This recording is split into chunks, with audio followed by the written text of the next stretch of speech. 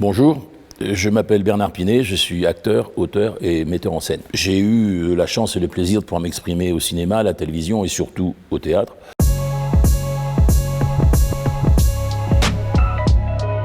Pourquoi et comment j'en suis arrivé là? Le hasard, toujours le hasard, la mécanique la plus précise du monde, selon Jean Cocteau. Je suis originaire d'une ville ouvrière de province, on ne va pas au théâtre. La seule matière où j'étais bon, c'était la récitation. Parce que j'avais du plaisir à exprimer des jolis textes, et puis je voyais bien que ça faisait plaisir à celles et ceux qui écoutaient, donc bref, là je suis bon. Ailleurs, moyen. Les profs le remarquent, et les profs de français qui à cette époque faisaient des spectacles annuels me proposent de rentrer dans la troupe. Je dis oui. À un moment, au conseil d'orientation, on me demande ce qu'on veut faire, je dis ben moi j'aimerais bien être avocat. Et je rentre le soir, je dis ça à ma mère, je dis alors, ben, j'ai dit que je voulais être avocat, que j'aimerais bien. Et elle me dit, mon pauvre petit, laisse tomber, c'est un métier de riche. Et là, le hasard, toujours, une copine qui était en pension avec moi, qui me dit, mais tu devrais faire comédien. Elle m'aurait dit martien, c'était pareil. Sauf que cette personne qui s'appelait Christine, paix à ton âme, elle a quitté ce monde, a un oncle à Paris qui est comédien. On va le voir, on fait une petite audition chez lui.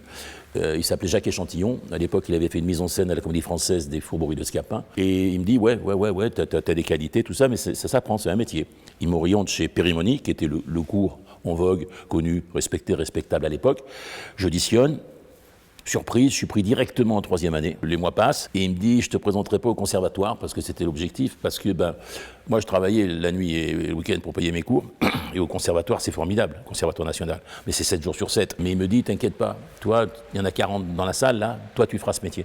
Cette petite phrase m'a aidé à tenir dans les moments difficiles. Café-théâtre, concours de circonstances, à l'audition de fin de cours, on vient me boire, quelqu'un monte une pièce, la véritable histoire de Paul et Virginie avec Sophie Chauveau, qui sortait du conservatoire, et puis un agent vient me voir, Marceline Lenoir, merci Marceline, et qui me fait faire mes premiers films au cinéma et à la télévision parce que je connaissais personne. Et puis bon, comme je suis pas trop mauvais, on me redemande, ça s'enchaîne, et puis me voilà aujourd'hui. À la fin du XXe siècle, mon métier a changé, en ce sens que si on n'était pas bankable, si on n'était pas people, c'était difficile d'avoir des rôles importants. Donc des copains qui avaient monté des films où j'avais des rôles importants m'ont dit 2-3 fois la même année, ça a suffi. Écoute, Bernard, tu ne pourras pas faire le rôle. Ah bon, pourquoi? Parce que le directeur de la chaîne, t'es pas bankable. C'est dur. Ça veut dire que tu veux que dalle, tu vois. Donc, dans ces cas-là où on dit, ok, je suis mort, je retourne dans ma province, j'appelle mes copains qui avaient été plus célèbres que moi dans d'autres circonstances, je dis, vous n'avez pas une boîte de nuit, un bar en gérance, bon, où on se dit, ok, pour plus t'entendre dire, t'es pas bankable, t'es pas people, t'es pas machin, t'es pas mécouette, qu'est-ce qu'on fait? On écrit ces spectacles, on les monte, on les met en scène, on fait des décors, on fait tout, et ça s'enchaîne. J'en suis à mon 9e, qui s'appelle Apocalypse républicaine, qui commence à faire ses premiers pas. Allô Bernard, on est en juillet, qu'est-ce que tu fais en janvier? En janvier, est-ce que tu es libre? Ouais, il faut que je vérifie. Bien sûr que j'étais libre. Et il me dit, voilà, il y a le Dîner de Con qui va partir en tournée. C'est un succès, c'est un gros carton, ça je le savais, tout le monde en parlait. Je l'ai dit à la production.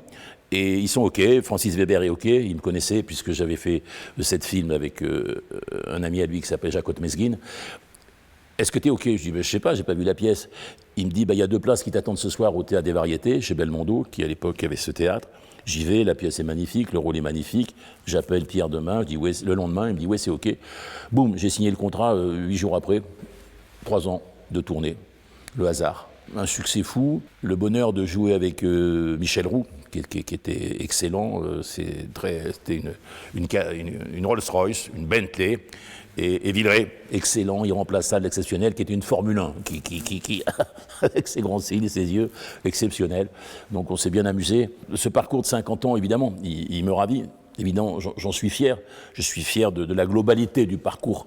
Il y a eu des rôles plus ou moins importants, mais tous les rôles sont importants, me semble-t-il. Je retiens que la phrase de Winston Churchill qui dit le succès ne dure pas, l'échec ne tue pas, il faut avoir le courage de continuer.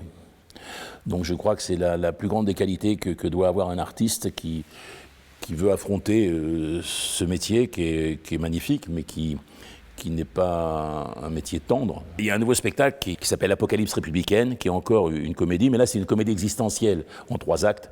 Ce n'est pas un spectacle politique malgré le titre, c'est un spectacle philosophique et humaniste. C'est comme ça que je le souhaitais, c'est comme ça qu'il est reconnu, puisque j'ai déjà fait une trentaine de lectures-débats. Ça sera mon dernier spectacle, et je voulais tester la réactivité face à un public divers, de gauche, de droite, riche, moins riche, très intelligent, un peu moins, jeune, moins vieux, enfin bon, et avec un débat à la fin.